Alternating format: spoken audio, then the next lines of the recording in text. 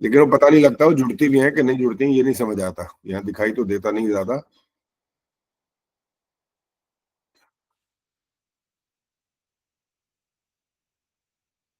चलिए जी, तो करें शुरू फिर। इसका मतलब 20 21 लोग जुड़ गए, उतनी जुड़ गए हैं। चलो अब आप एक काम करेंगे, आज वो वाला मंत्र सुनेंगे आपसे जो हमने प्रारंभ किया था जिससे। अब हाथ खड़ा कर सकते हो जो शुद्ध सुना सके। कौन सा मंत्र है, पता लग गया ना?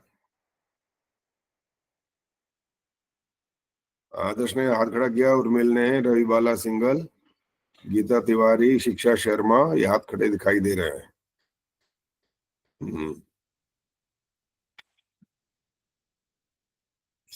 चंद्रकांता जी को पता है वो मंत्र जिससे हमने शुरुआत की थी अपने कार्यक्रम की?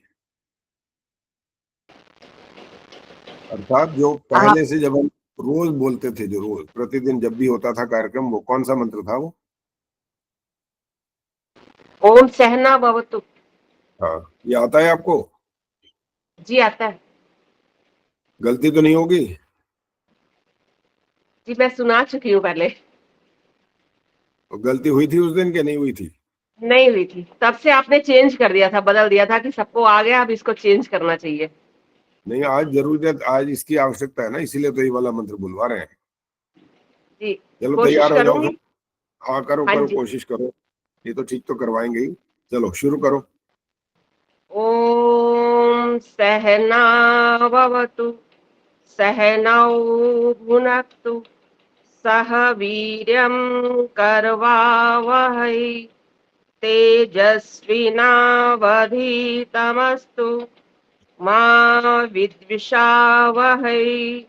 ओम शांति शांति शांति। ठीक है, बहुत अच्छे। जो विद्विषा बोला है ना, वैसे तो ठीक ही है, लेकिन उसको भी और स्पष्ट बोलना चाहिए। विद्विषा, विद्विषा जो डबल आ जाता है ना, आधा भी आता है ना, तो उसको थोड़ा सा बल देना पड़ता है, तब वो स्पष्ट हो जाता है पूरी तरह से। विद्विषा भी में द कभी कभी ऐसा लगता है वो पूरा तो नहीं हो गया, तो विद्विषा इकट्ठा करके बोलना होता है, वो ठीक हो जाता है फिर। अच्छा, ये मंत्र क्यों बोला गया ये बताएंगी सत्यवती देसवाल। ये क्यों बोला गया आज?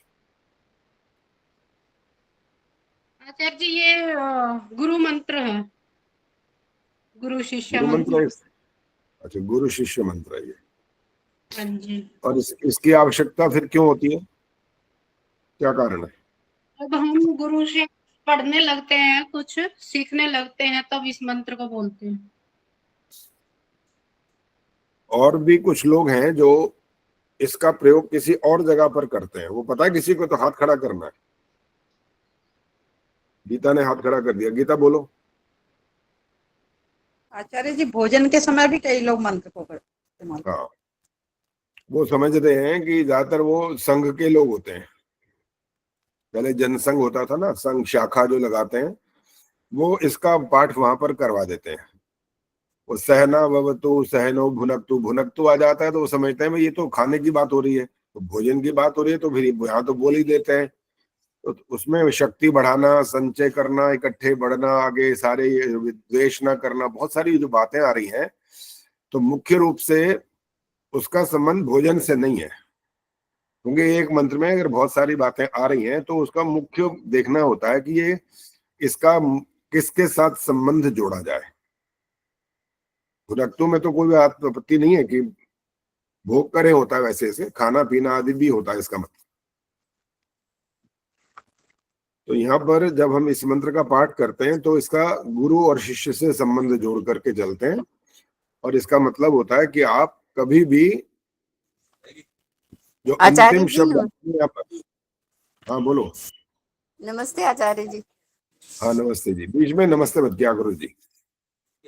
कैमरा ऑन रखो ताकि पता लग जाए, बस आप हाथ जोड़ देंगे ना ऐसे तो भी पता लग जाएगा, नहीं तो फिर सारा प्रसंग टूट जाता है। इसमें अंतिम जो शब्द आता है ना, माँ विद्विषा वही, सबसे ज्यादा जो इम्पोर्टेंट है वो ये होता है। किसी भी प्रकार का विद्वेष नहीं करेंगे आपस में। आप हमारी भाषा में जलन कह देते हैं, जेलिसी बोल देते हैं इंग्लिश में। ये नहीं करेंगे, चाहे शिष्य आगे हो। कभी कभी आप गुरु गुड़ और चेला शक्कर बोलते हो ना, तो वहां पर यही अर्थ होता है, वो आगे निकल जाता है। कोई बात नहीं, तो अच्छी बात है, आगे निकल गया तो उसमें आपका क्या नुकसान हो गया भाई। वो अपने स्थान पर जहां पर भी रहेगा, जहां पर जिससे उनका संबंध होगा, उनको सिखाएगा, समझाएगा, तो इसमें तो कोई बुराई वाली बात ही नहीं, बहुत अच्छी बात है तो। लेकिन इसमें द्वेष की भावना बिल्कुल कभी भी नहीं आनी चाहिए। गुरु को हमेशा इस प्रकार से रहना चाहिए। हालांकि ऐसी ऐसी बहुत सारी कहानियां भी बनी हुई हैं कि संगीत सिखाया गया था, चेला इतना अच्छा हो गया, इतना अच्छा हो गया, उसको फिर घमंड हो गया। घमंड हो गया तो उसके बाद उसने तो घोषणा ही करवा दी, राजा को ये कह दिया अगर मुझे कोई संगीत में हरा देगा ना तो बस फिर तो मैं, या तो मैं नहीं या फिर वो नहीं, वो नहीं तो फिर उसकी छुट्टी, और मैं नहीं तो मेरी छुट्टी। राजा ने कहा भाई ऐसी बात अच्छी तो नहीं है। इसके बाद भी उसने नहीं मानी बात, तो राजा ने कहा अच्छा भाई ठीक है, तुम्हारी जो इच्छा है उसको पूरा कर देते हैं। तो बुलाया गया, आ गए कई लोग। जो उनके असली गुरु थे वो जब आए ना, तो प्रतियोगिता हुई, तो इसने अपना सब कुछ कर दिया। और उसके बाद जब गुरु का नंबर आया, गुरु ने जो कुछ किया था ना, तो चेला वो काम नहीं कर पाया। अब उसकी शर्त तो यही थी कि जो जो हारेगा उसको तो जीवन ही समाप्त करना पड़ेगा। लेकिन गुरु ने वहां पर उसको क्षमा दान कर दिया। उन्होंने कहा नहीं ऐसा नहीं। लेकिन उसने बहुत सारी बातें कही, देखो गुरुजी ने मेरे से चालाकी की है, गुरुजी ने ये किया, गुरुजी ने मुझे सिखाया नहीं, गुरुजी ने छल कपट कर दिया। ने कहा नहीं बेटा ऐसा था, ये जो ये विद्या छोड़ दी थी ना, उसका कारण भी यही था कि कहीं तुम्हारे अंदर घमंड आ जाए और फिर तुम ये समझने लगो कि तुम्हारे जैसा दुनिया में कोई या तुम्हारे से अच्छा है ही नहीं। तो इसलिए ये उस दिन के लिए रखा गया था, इस विज्ञान को तुम्हें नहीं दिया गया था। तो बहुत सारे जो कहानियां बनती हैं या वास्तविकता भी होती है, तो वो उसका आधार यही होता है कि हम घमंड भी नहीं करें किसी भी तरह का। जितना ज्ञान विज्ञान आता जाए ना, तो हमारे अंदर नम्रता उसमें बढ़नी चाहिए। घमंड नहीं आना चाहिए कि देखो मेरे को तो इतना आ गया, मैं बहुत बड़ा विद्वान या विदुषी हो गई, ऐसा नहीं मानना। प्रतिदिन सीखना है, प्रतिदिन सीखना है, प्रयास करते रहना है। और जो स्वाध्याय रोज करते हैं ना, स्वाध्याय जो करते हैं, अर्थ अनेक थे इसके भी, स्वाध्याय रोज करते रहते हैं तो उनका ज्ञान विज्ञान बढ़ता है, हमेशा बढ़ता है। और उनके जीवन का जो लक्ष्य होता है वो फिर उनको प्राप्त होने में ज्यादा समय नहीं लगता। ये ज्यादा समय का जो अर्थ होता है ना, वो 1 वर्ष या 2 वर्ष की बात नहीं हो रही है। इस ज्यादा समय का अर्थ जन्म जन्मांतर भी होता है यहाँ पर।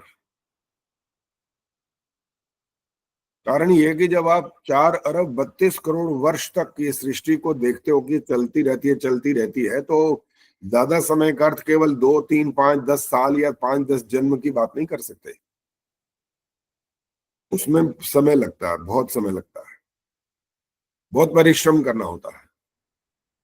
और उसमें आलस्य प्रमाद सब छोड़ने होते हैं। जो अष्टांग योग की आप बात जब हम सुनते रहते हैं, इसकी व्याख्या भी सुनते हैं, इन शब्दों का अर्थ भी समझ में आने लगता है, तो उसको आत्मसात करने करते करते करते कई कई जन्म लग जाते हैं। साधारण नहीं होता काम, मुश्किल नहीं, बहुत आसान नहीं है, वो कठिन काम है वो।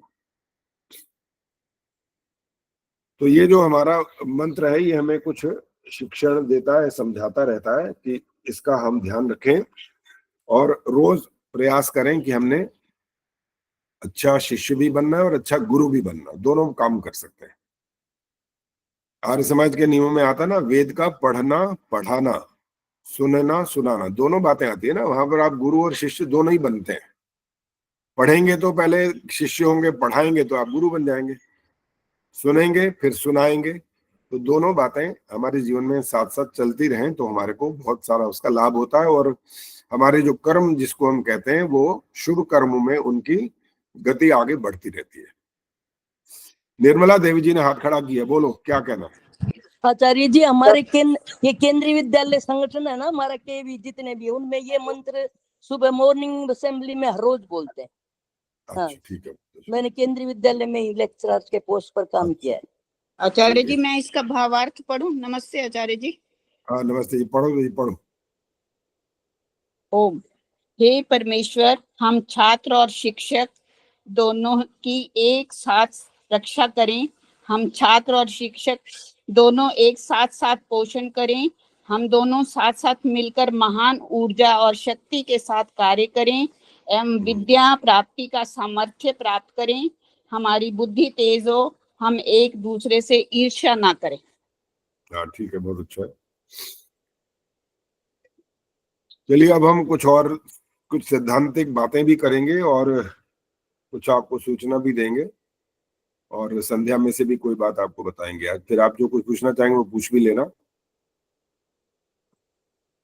बच्चों को हम कई बार जब गाते हैं तो उसमें मैंने कई बार ये वाली चर्चा की है कि ऐसी पंक्तियां भी गाते रहते हैं जिसका हमारे वैदिक सिद्धांतों से संबंध नहीं होता। अब मैं जो ये पंक्ति यहाँ पढ़ रहा हूँ उसको ध्यान से सुनना और फिर बताना है कि ये वाली बात ठीक है या इसमें कोई गलती हो रही है। शुभ कर्म करते हुए दुख अगर पा रहे, पिछले कर्मों का भुगतान ही भुगता रहे। ये भजन मैंने सुना हुआ है, लोग गाते रहते हैं। तो इसमें कोई आपको गलती लग रही है या ये ठीक है? उर्मिल शर्मा बताएंगे। आचार्य जी, ये तो मुझे ठीक लग रहा है। शुभ कर्म तो अब इस जन्म में कर रहे हैं ना, पिछले कर्म में किए, पिछले जन्म में किए होंगे तो कोई बुरे पाप कर्म, तो उसका दुख अब भुगत रहे हैं। अभी कौन तो दे रहा होगा वो? ठीक है हाँ जी, छोटी छोटी बात करते जा। कौन दे रहा होगा वो दुख? ईश्वर ही दे रहा है। ईश्वर। कैसे? उदाहरण दो, क्या चीज? पिछले जन्म का कोई किया हुआ पाप नहीं कर्म नहीं, है कोई उसके। ऐसे नहीं, सिर्फ उदाहरण देना है। कौन सा ऐसा उदाहरण है जिससे ऐसा लगे ईश्वर ने हमें ये वाला पिछले जन्म का दुख दे जैसे दिया? कोई अच्छी तरह अपने स्वास्थ्य का ख्याल भी रखता है, योग व्यायाम भी करता है, फिर भी उसको बीमारियां आ जाती हैं, तो वो यही कहता है, देख मैं तो कितना अच्छी तरह से, अपने लाइफस्टाइल भी अच्छा है, फिर भी मैं बीमार रहता हूँ। पता नहीं कौन से जन्मों का मुझे दुख दे रहा है भगवान। ये जो शरीर का जो खान पान है वो पिछले जन्म वाला शरीर साथ चल रहा है क्या? ये आध्यात्मिक है दुख तो। है क्या? है ये आध्यात्मिक है? क्या चीज? हाँ जी, अपने क्या शरीर आध्यात्मिक? का, अपने शरीर का जो। हाँ जी, फिर और स्पष्ट करो इसको। क्या आध्यात्मिक? हमारे शरीर का क्या संबंध है यहाँ? आध्यात्मिक जो दुख है वो अपने शरीर से पैदा होता है, वही दुख होता है। जैसे हम अपना ध्यान नहीं रखते तो रोगी हो जाते हैं। फिर आध्यात्मिक में खुद तो कह रहे हो ये अपने कारण से होता है। हाँ, तो उसमें पिछले कर्म का ध्यान भी जुड़ा नहीं होता रखते है। हैं? पिछले पिछले जन्मों के कर्म भी जुड़े होते हैं उसमें। चलो और किसी से पूछते हैं। आपने अपनी बात कह दी है। चलो पद्मा चावला जी बोलो। आचार्य जी, पिछले जन्म के कर्मों के अनुसार तो हमें योग भोग योनि और ये आयु मिलती है। तो इसमें जो अगर हम बीमार हो रहे हैं या जो भी हो रहा है शुभ कर्म करते हुए अगर हमारा हो रहा है तो हमारे प्रयासों में ही कुछ कमी है इसी जन्म की। पिछले जन्म का उसका कोई लेना देना नहीं है। हाँ जी, बबली देसवाल बोलो। आचार्य जी, संस्कार तो हमारे बने हुए हैं ना, वो संस्कार तो साथ रहते ही हैं। उन संस्कारों के अनुसार हम अच्छा और बुरा कार्य करते हैं तो हमें कष्ट तो होता ही है। यदि गलत कार्य कर रहे हैं तो बुरा मतलब फल अवश्य मिलेगा हमें, कर्म फल। देखो अभी जो बात कही गई है ना उससे रिलेट कुछ नहीं किया आपने। आपने एक नई बात शुरू कर दी है। ये हमें तो केवल ये पूछना था, शुभ कर्म करते हुए दुख अगर पा रहे हैं तो यहाँ पर पंक्ति लिखी हुई है पिछले कर्मों का भुगतान ही भुगता रहे हैं। ये वाली बात स्पष्ट करो। ये पिछले कर्मों का भुगतान कैसे भुगता रहे हैं? कौन भुगतवा रहा है? तारीफ, कोई उदाहरण भी साथ में दो, तब पता ईश्वर लगेगा। ही देता है कर्म फल तो आचार्य जी हमें, और बुरे कर्म हुए हैं तो हमें फल अवश्य मिलेगा।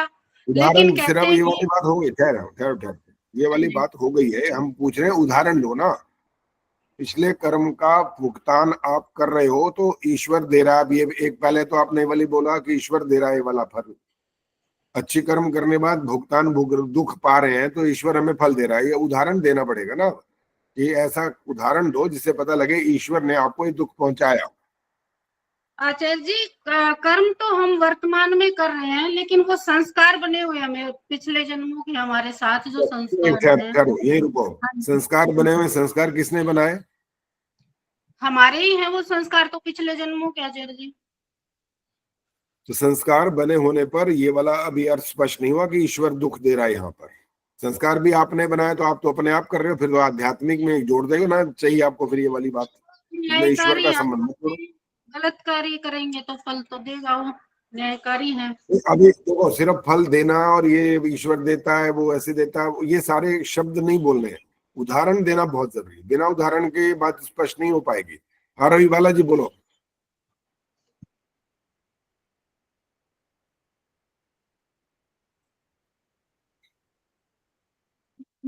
आचार्य जी नमस्ते।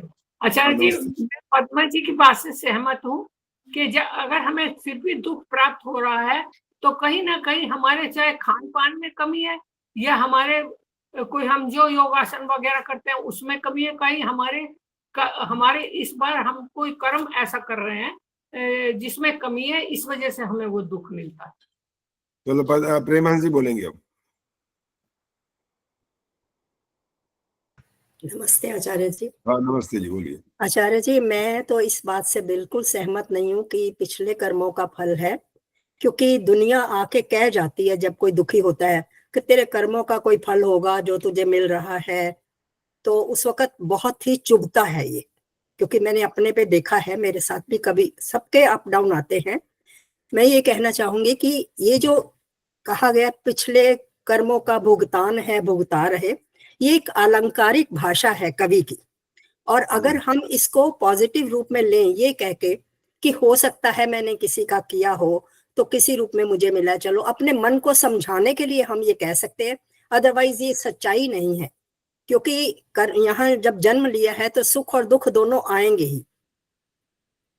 अगर हम मन को समझा लेते हैं इसी तरह से कि चलो ऐसा ही होगा, और अपने पॉजिटिव थिंकिंग में लगे रहते हैं, तो हम इतने दुखी नहीं होते हैं।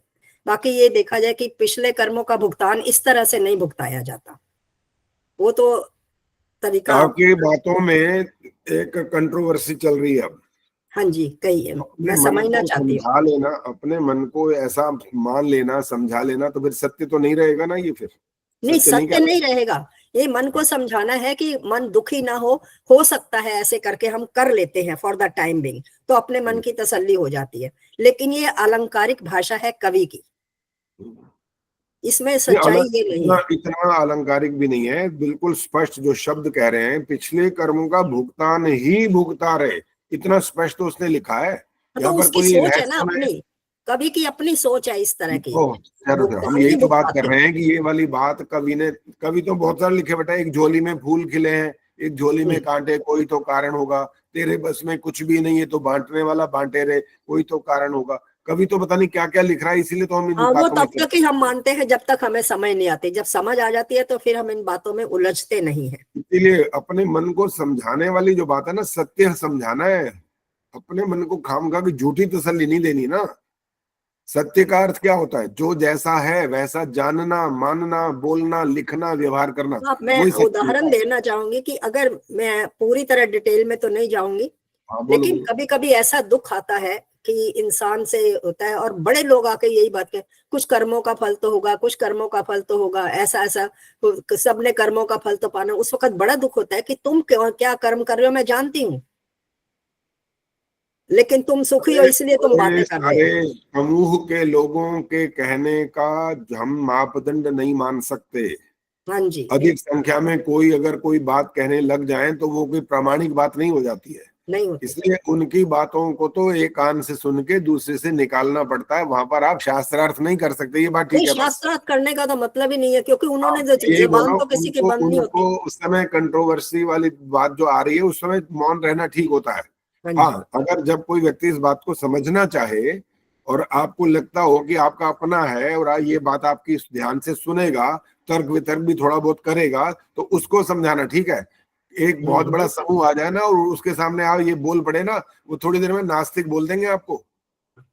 अरे वो तुम तो तो हमने बिल्कुल देखा। ऐसे हो, तुम तो मानते ही कुछ नहीं, तुम्हें तो भगवान के बारे में कुछ नहीं पता। हम हमारे बाप दादा परदादा क्या वो सब बेवकूफ थे क्या? वो ऐसे ऐसे शब्द बोल देंगे कि आपका बोलती बंद हो जाएगी वहां पर। इसलिए उनके सामने कुछ नहीं ऐसा बोलना, वहां पर तो एक हाथ जोड़ के चुपचाप खड़े हो जाओ बस। हाँ जी, वो वही होता है, वही होता है, उसके अब बिना तुम्हें तो केवल बोलेगा ही नहीं। अपने आपको यही समझाना है कि मेरे पूर्व जन्म के कर्म का कुछ फल नहीं है यहाँ पर। मुझे लगता है समझाना उनको समझाने की जरूरत ही नहीं है कुछ भी, जो ऐसा अपने आप बोलते हैं को ना, दिखाना, उनको अपने आप को समझाना। सिर्फ संतोष देने के लिए या ऐसा करने, वो भी नहीं करना, वो भी गलत संतोष देना हो जाएगा फिर। हाँ जी, पहले सुशीला जी बोलेंगे, बोलो। आचार्य जी, शुभ कर्म करते हुए अगर दुख पा रहे हैं तो ये लाइन ठीक नहीं है, गलत लिखी हुई है। पिछले जन्मों के कर्म फल से स्वरूप तो ईश्वर हमको जाति आयु भोग देता है। शुभ कर्म करते हुए अगर दुख पा रहे हैं, या तो कहीं पे हमसे त्रुटि हुई है या किसी और की गलती से दुख पाते हैं। अच्छा, ये जो भोग शब्द आपने बोला, उस भोग का फिर क्या अर्थ निकालेंगे? जाति आयु भोग में भोग को स्पष्ट करो, क्या होता है फिर भोग? भोग जो खाने पीने के पदार्थ होते हैं। तो जब आप सोते हैं तो वो भोग नहीं कहलाता? हैं जी? जो कुछ हम खा रहे हैं, पी रहे हैं, सो रहे हैं, जाग रहे हैं और अब अपने घर में रह रहे हैं, कोई कोठी में रह रहा है, कोई वहां रह रहा है, ये सब भोग में ही तो आएंगे। भोग माने भोगना। हाँ सब जी। कोई भोगना, भोगना माने सिर्फ खाना थोड़ी होता है। तब क्या बोलोगे इसका अर्थ? और कुछ नहीं बोलूंगी आचार्य जी, आप ही बताओ। इसीलिए तो हम पकड़ते हैं ना बात, जहां जहां छोटा सा भी एक शब्द बोलोगे उसको पकड़ते हैं पहले, तो फिर आपको धीरे धीरे चुप करा देते हैं। अरे अच्छा भैया ये वाला तो मामला ठीक नहीं है, गड़बड़ हो गई कुछ ना कुछ। गायत्री गुप्ता जी बोलो कुछ। आचार्य जी, इस बारे में तो बहुत बोल दिया बहन जी ने। मैं तो ये पूछ रही थी कि ये संचित कर्मों का फल कब मिलता है फिर? चलो ठीक है, ये भी जाति अच्छा आयु प्रश्न। भोग। बाकी बोलना नहीं, अब सुशीला जी दोबारा नहीं बोलना होता, जब तक ना कहा जाए तब फिर दोबारा ऑन करके नहीं बोलना। जिसने या जिससे बात शुरू की वो वाली उसको सुनेंगे, और अगर मैं उनसे फिर और छोटा सा प्रश्न करूं वही उत्तर देंगे। बीच में किसी हाथ खड़ा बेशक करवाओ, कोई आपत्ति नहीं। गायत्री जी, आप ये बात ध्यान से सुनो। आपने वैसे तो इस बारे में कई कई बारी वाली बात पूछी है। तो ये जो संचित वाली जो शब्द होता है ना, संचित, जैसे मैं उदाहरण देता हूँ, आपने 10 करोड़ रुपया मान लो बैंक में जमा हो गया हमारा, और जब आपको कुछ अब गाड़ी खरीदनी है, बंगला बनाना है या रिनोवेट करना है या आपने नया खरीदना है, तो आपने उसमें से 9 करोड़ निकाल लिए। ये जो 9 करोड़ है ना, ये संचित में से आपने जो प्रयोग किया है ना, इसका नाम प्रारब्ध होता है। संचित माने जो इकट्ठा हुए हैं, वो उसका प्रयोग नहीं हो रहा, इकट्ठे हो रहे हैं बस वो। और जैसे आजकल हम जो कुछ कर रहे हैं ना, ये संचित हो रहे हैं सब। और कुछ कुछ ऐसे भी होते हैं जिनका तुरंत फल भी मिल रहा है। खाना खाते हो कि नहीं खाते हो? जी। खाना खाते हो तो पेट की जो भूख है वो शांत हो जाती है, ये कर्म का फल मिल तो रहा है। लेकिन ये बहुत साधारण से होते हैं, ये गहन नहीं होता, इसमें गहनता नहीं है कुछ भी। गहनता वहां शुरू होती है जब आप किसी को कुछ दान कर देते हो। वहां आपको क्या पता भी आपने 1000 दिया, आपने 5000 दिया, आपने कुछ दिया, किसी संस्था को दिया, किसी व्यक्ति को दिया। अब आपको क्या पता इसका क्या फल मिलना है, कब मिलना है? आचार्य जी, मैं शारीरिक व्याधि या जो अपने पे कष्ट आते हैं ना, उनके लिए पूछ रही हूँ, संचित कर्मों का इनमें भी कुछ होता है क्या? उनका संचित से कोई लेना देना नहीं है। संचित से तो आपको जाति आयु भोग मिला है ना, जो जाति जी, आयु भोग को भी स्पष्ट करना है कि ये वाला समझ आ चुकी है। पहले तो ये बताओ, समझ आ चुकी है आचार्य। जाति का तो सबको पता ही है, कोई मुश्किल काम नहीं है। ये दिख रहा है, पशु बने कि इंसान बने कि कीड़े मकोड़े बने, मछली बने कि क्या बने, ये तो क्लियर है। इसमें जाति का मतलब वो कोई लोग पता है क्या जोड़ते हैं? ब्राह्मण, क्षत्रिय, वैश्य, शूद्र, ये जोड़ लेते हैं। यहाँ फिर मुसीबत आ जाती है कि जाति का अर्थ भी नहीं समझ आता उनको। लेकिन जो विद्वान के शरण में आकर के बार बार इन पर चिंतन मनन करते हैं ना, उनको समझ में आता है जाति का मतलब क्या चीज होता है। और आयु का अर्थ जो होता है ना, वो तो आर्य समाजियों को भी नहीं पता असल में। वो ये समझ के बैठे हैं, जब हम साधारण भाषा में जब बात करते हैं ना, तो आप पूछते हैं आपकी आयु कितनी है। अच्छा, मैंने जो ये प्रश्न किया, ये नीलम खनेजा जी सामने दिखाई दे रही है, ये बताएंगे आयु का मतलब होता क्या है। जब किसी से पूछा आपकी आयु कितनी हो गई, ये पूछ सकते हैं कि नहीं पूछ सकते? नमस्ते आचार्य जी। पूछ सकते हैं आपकी आयु कितनी हो गई, पूछ सकते हैं। मतलब एक साधारण भाषा में हम बोले तो जितनी हमारी उम्र है उसको बता सकते हैं कि हम इतने साल। छोटा सा बोलना होता है, ज्यादा नहीं, छोटा सा प्रश्न और छोटा सा उत्तर। आपने उत्तर दिया, पूछ सकते हैं आयु, और ये अब उत्तर गलत है आपका, ठीक नहीं है। अब सुनो आयु का मतलब क्या होता है। आयु का अर्थ होता है जन्म से लेकर मृत्यु पर्यंत का काल। अब आप बताओ, अब आयु पूछ सकते हैं किसी की? नहीं आचार्य जी, यही तो, इसीलिए तो कहा ना, लोग आयु को भी नहीं समझते ना अभी तक। वो आयु का अर्थ समझे बैठे हैं कि जितनी हमारी उम्र हो गई ना, ये हमारी आयु, ये आयु नहीं है। और आयु निश्चित नहीं होती है, यही सबसे बड़ी बात है। ये आपको वेद मंत्र का बकायदा प्रमाण है इसमें। तो अंजू बताएंगे, जो हाथ खड़ा किया हुआ है। अब जो मैंने प्रश्न किया उस पर उत्तर पे आना है, बाकी बात नहीं करना।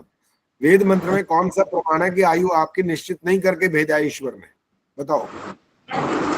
आचार्य जी नमस्ते। नमस्ते। आयु तो जैसे मनुष्य की आयु परमात्मा ने 100 वर्ष, या इसमें ये है ना, कुर्वन्नेवेह कर्माणि, मंत्र तो यही है कि 100 वर्ष तक तू जी, या तचक्षुर्देव वही तम भी आता है कहीं कहीं।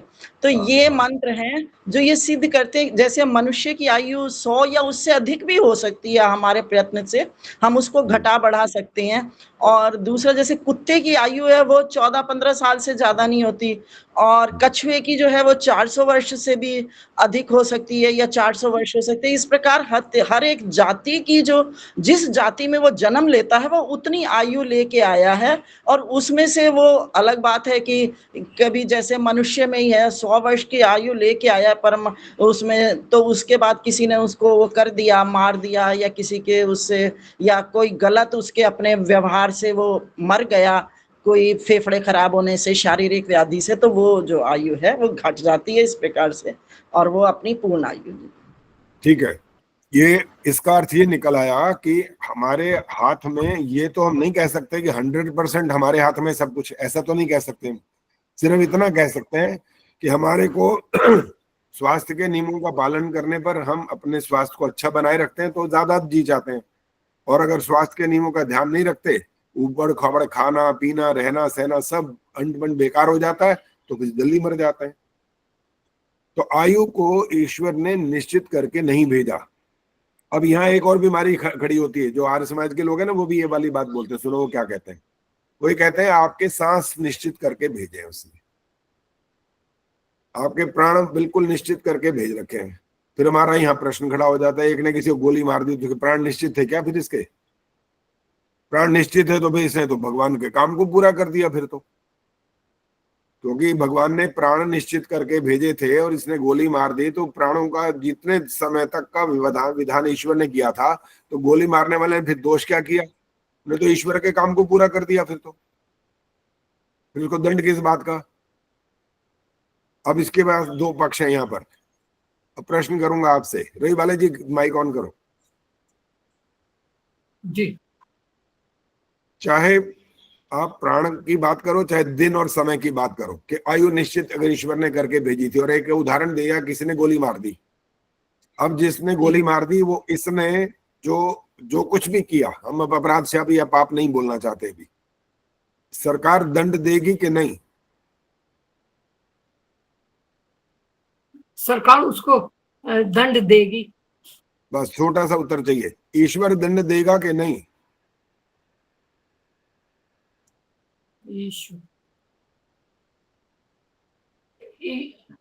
ईश्वर भी देगा दंड, क्योंकि अब ज्यादा लंबा नहीं बोलना ना, छोटा सा उत्तर चाहिए होता, अभी व्याख्या थोड़ी करनी है।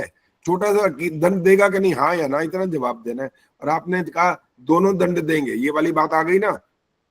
अब इसका आगे प्रश्न खड़ा हो गया कि ईश्वर ने तो कहा था कि इसको मार दे, क्योंकि ईश्वर ने उसके सांस या समय निश्चित कर रखा था। नहीं, अभी तो आप कह रहे हो ईश्वर ने हमारा, ठहरो मेरी पहली पूरी बात सुनो। जो लोग ऐसा कह करके बात करते हैं कि ईश्वर ने प्राणों के आधार पर या समय या दिन के आधार पर या वर्षों के आधार पर निश्चित कर रखा है, जो ऐसा कहते हैं उस आधार पर प्रश्न चल रहा है। और उदाहरण ही दिया गया कि हम ऐसा नहीं मान रहे, ऐसी बात नहीं है। फिर भी एक ऐसा उदाहरण दिया गया, क्वेश्चन किया गया कि किसी को गोली से जब किसी ने मार दिया तो उसने दंड का वो भागीदार बना के नहीं। एक तरफ आप कह रहे हो कि हाँ वो समाज का वो दुश्मन है एक प्रकार का, उसने दंड प्राप्त करना है, कौन देगा? सरकार। इधर आप कह रहे हो ईश्वर भी दंड देगा, तो ईश्वर के निश्चित करने के बाद ही तो उसने ऐसा काम किया है, फिर ईश्वर किस बात का दंड देगा? एक का तो मान लो कम से कम दंड देगा, दोनों का तो हो ही नहीं सकता, दोनों का तो कर बिल्कुल गलत हो गया ये तो। एक कह रहा है ये करो और उसने कर दिया, तो सरकार को इससे कोई मतलब नहीं कि किसने कहा किसने नहीं कहा, सरकार ने तो दंड देना ही देना है। इधर आप कह रहे हो कि ईश्वर ने उसको कहा था ये कर, तो ईश्वर भी उसको दंड देगा, ये तो बहुत बड़ा गलत हो गया, बिल्कुल अन्याय हो गया फिर तो। अब इसका असली अर्थ यह है कि ईश्वर ने ऐसा नहीं कहा, और इसका असली मतलब निकला कि आयु निश्चित नहीं है, ये अर्थ है इसका। न समय का, न स्थान का, न प्राणों का, कुछ भी निश्चित नहीं है ये।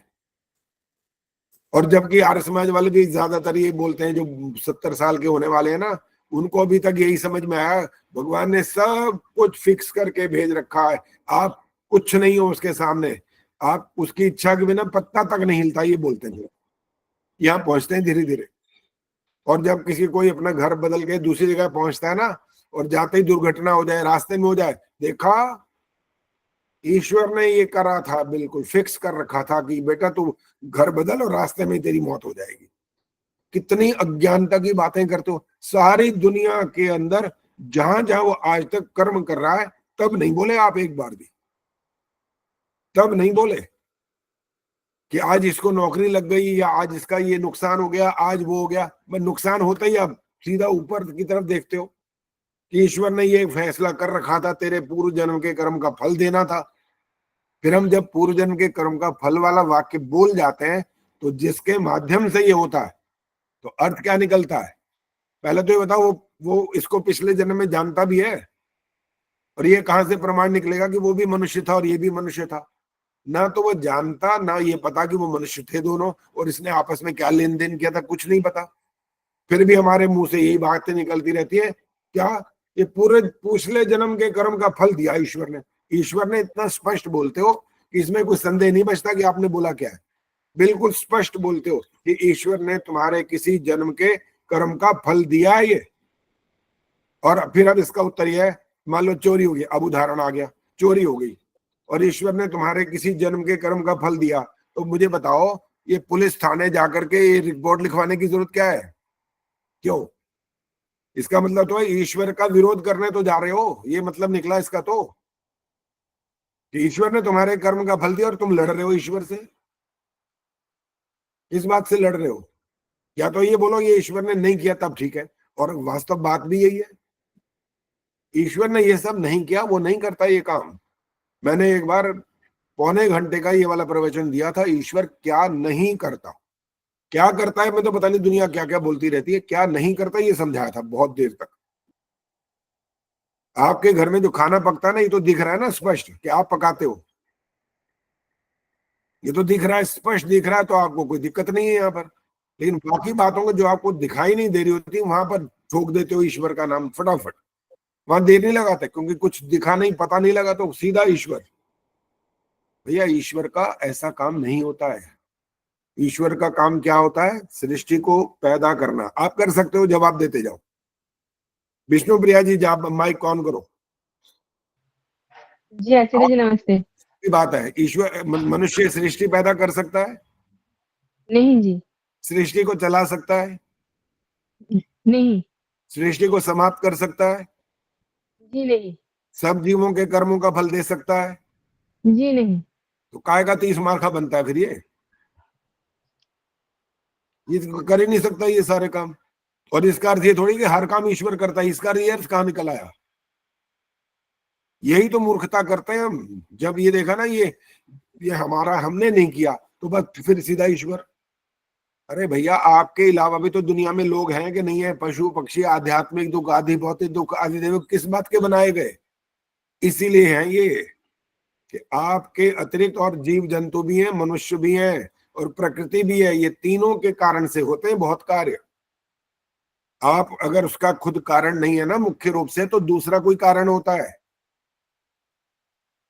को अत्र दोषः ये है संस्कृत की एक छोटी सी बात, कोत्र दोषा, जब और कहाँ है दोष, ये वो फट, उसका उत्तर कोई ज्यादा अकल वाला नहीं है तो वहां दोष है, यहाँ बोलते सी कोत्र दोषा, यहाँ तो कोई दिखता नहीं, उसी ने किया होगा फिर, इसलिए ये अज्ञानता कहलाती है ये। और ये अज्ञानता जुड़नी नहीं चाहिए, हमारे जीवन से हटनी चाहिए।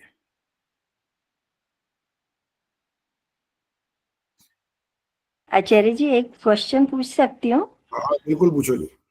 आचार्य जी मैं इस प्रश्न का उत्तर जानना चाहती हूँ कि जैसे हम किसी व्यक्ति को देखते हैं कि वो बीमार है, उसका ऑक्सीजन लगा है, उसको खाने का वो ट्यूब से लिक्विड अंदर डाल रहे हैं, उसको कुछ पता नहीं है, लेकिन उसका श्वास चल रहे हैं, तो उस स्थिति में हम कैसे समझाएंगे कि ये निश्चित है अनिश्चित है? कुछ इस बारे में बताइए आचार्य जी।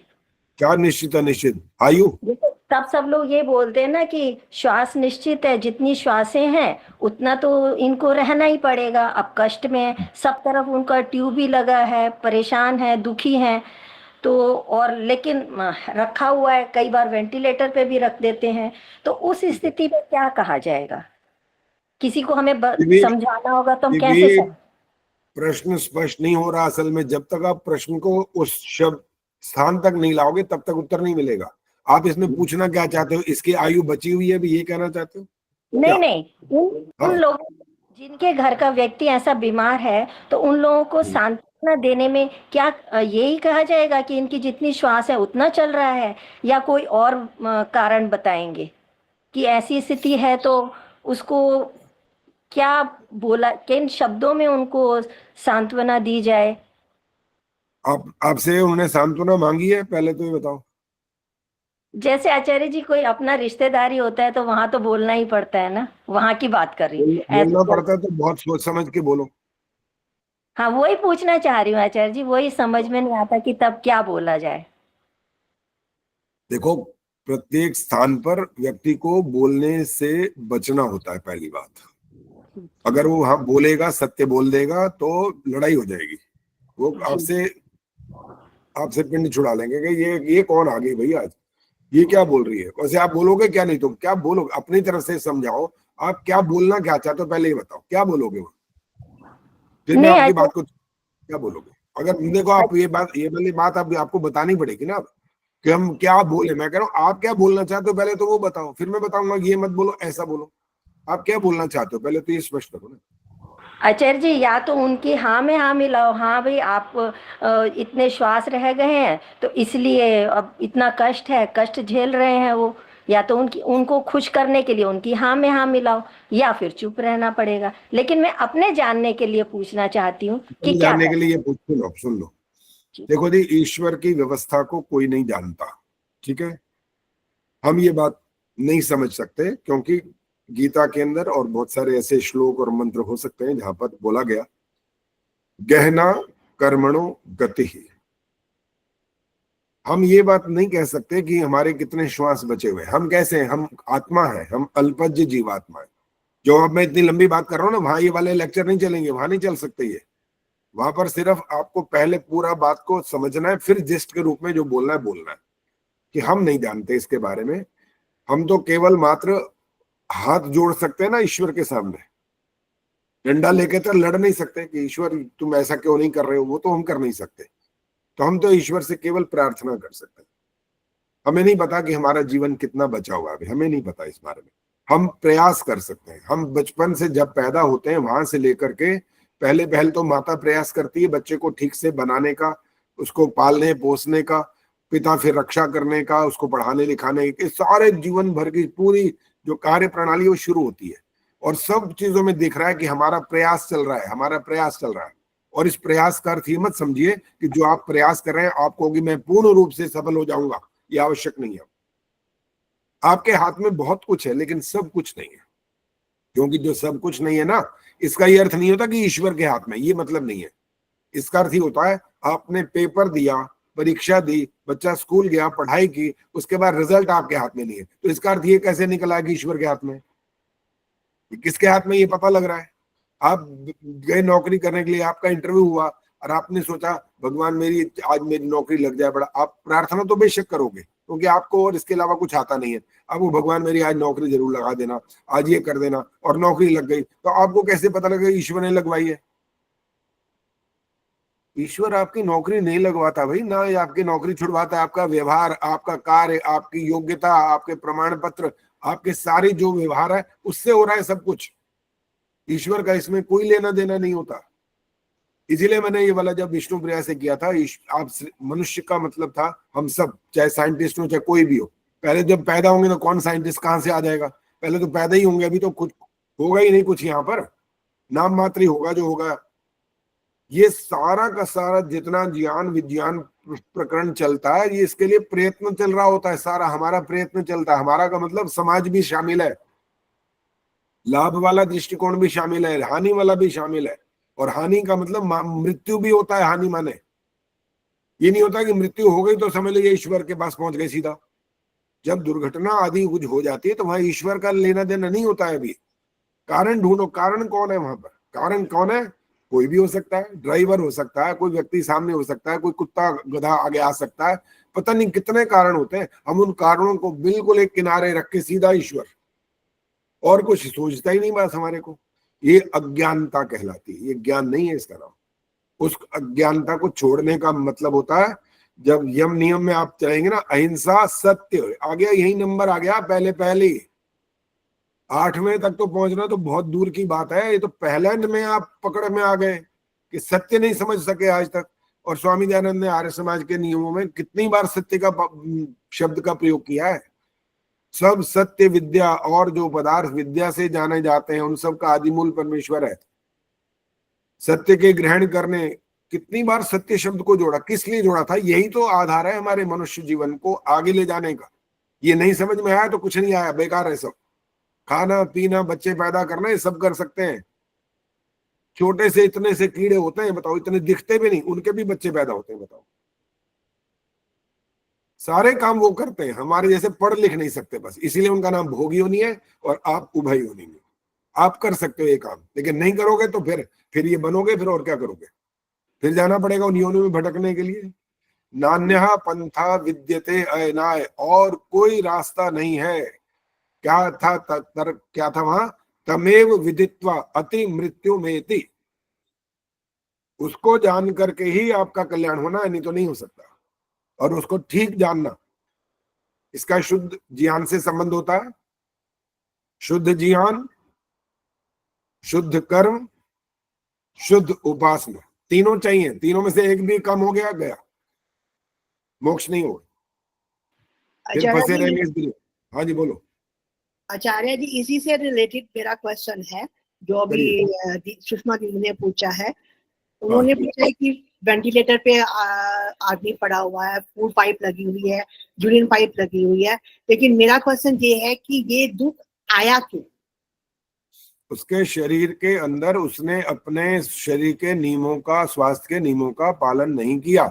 और दूसरा कारण होता है जब एक्सीडेंट हो जाता है ना, तब भी ये सब चढ़ जाता है।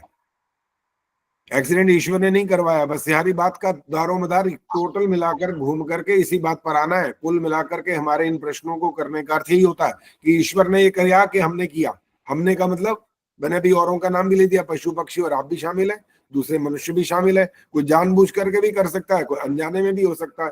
दुर्घटनाएं होती रहती हैं, हो सकती हैं। दुख और सुख तो स्वाभाविक जीवन के भाग हैं, वो आएंगे ही आएंगे। कोई राजा महाराजा तक नहीं बच सकता इनसे। तो बोलो, ये दुख जो है पिछले कर्मों का है या अभी हमने कुछ गलत किया है? ना, पिछले जन्म से इसका कोई लेना देना नहीं। आपका शरीर इस जन्म में मिला है आपको, और आपने जहाँ स्वास्थ्य के नियमों का जहां देखा किया, वहां आपको परिणाम भुगतना पड़ेगा। कोई माइकलाल नहीं बचा सकता उससे। माइकलाल बचा सकते का अर्थ है आप डॉक्टर के पास जाओ, आप दवाई औषधि का प्रयोग करो, आप बच जाओगे, ये हो सकता है। तो उसके लिए पिछले क्या जन्म, करना होगा? दोबारा बोलो। उसके लिए फिर क्या करना होगा? जो बाकी मतलब पेशेंट तो है, 8 साल हो गए, 10 साल हो गए, ना तो उनको मुक्ति मिल रही है, ना आगे कुछ प्रोग्रेस हो रही है, तो जो बाकी उनके बच्चे हैं, जब बीवी है, तो उनको फिर क्या करना चाहिए? आप ये बताओ, जो अच्छी वाली बात होती है उसका संबंध सब परिवार से होता है कि नहीं होता? जी। ऐसी दुख वाला संबंध भी जुड़ेगा। परिवार का मतलब क्या होता है? यही तो होता है। एक ने लाभ वाले काम किए और सारा परिवार तालियां बजा रहा है, नाच रहा है, पार्टियां कर रहा है, और एक का जीवन समाप्त हो गया, रो रहे हैं सारे के सारे। मरने वाला तो मर गया, रो तो ये रहे हैं सारे। ये तो भाई संबंध है, तो इसका परिणाम तो आएगा ही आएगा।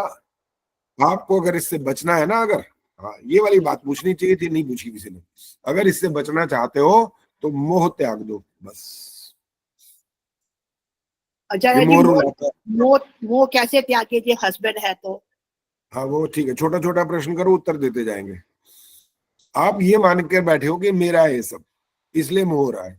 मेरा है ही नहीं कुछ भी। आप क्या साथ लाए थे? चलो जवाब दो, क्या लाए थे? कुछ नहीं लाए थे, अपने कर्म लाए थे। कर्म लाए थे कभी?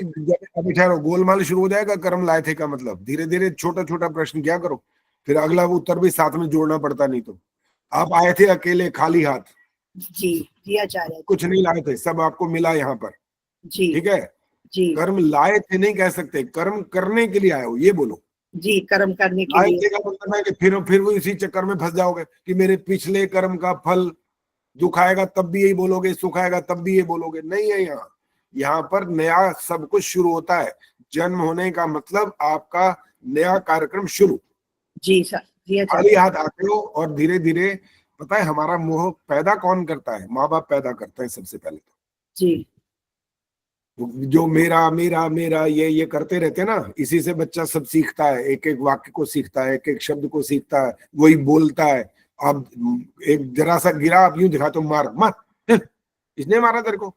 अरे सर, फर्श पे गिर पड़ा, फर्श भी आपको मारता है क्या कभी? आपने सिखा दिया, एक उल्टा खोपड़ी डाल दी उसके अंदर एक बात। एक एक बात तो हम सिखाते हैं खुद, और बाद में समझते हैं पता नहीं है कहां से उसके कर्म होंगे पिछले जन्म के, कहां पहुंच गए आप। और दौड़ लगती नहीं तो पिछले जन्म में सीधे ही पहुंच जाते हो। यहाँ सिखा रहे हो सब कुछ, ज्यादातर यहाँ सिखाते हो।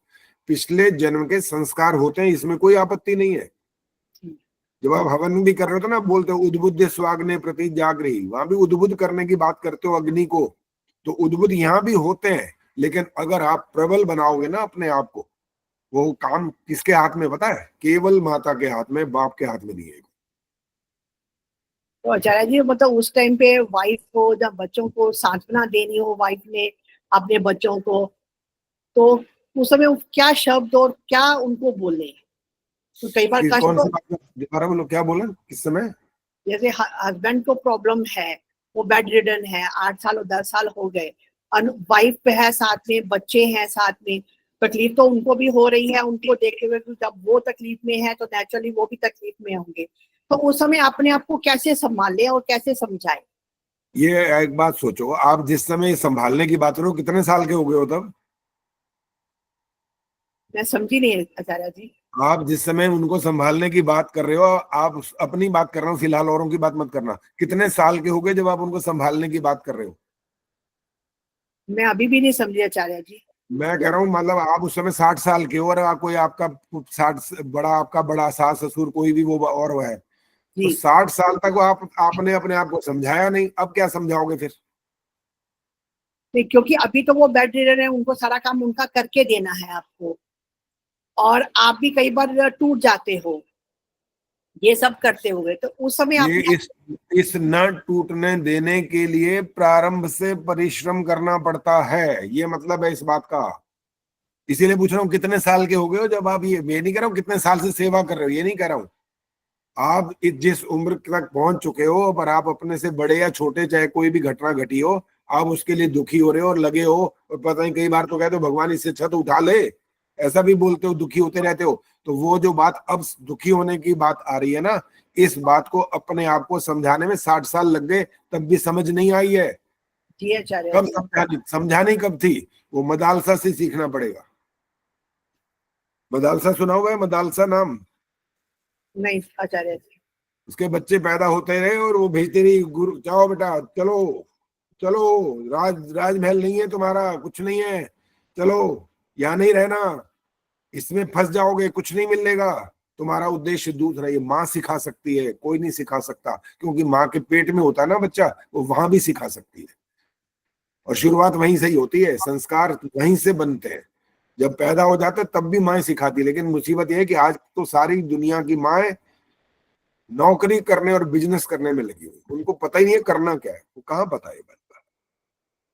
दुख तो आएगा ही, तो पक्की बात है, जब ज्ञान नहीं लिया तो दुख तो आना ही है, उससे बचने का तो कोई रास्ता छोड़ा ही नहीं आपने। कैसे क्यों नहीं आएगा, आएगा, भाग भाग कर आएगा, और उससे बचने के लिए ये सब जरूरी था जो हम कर ही नहीं रहे।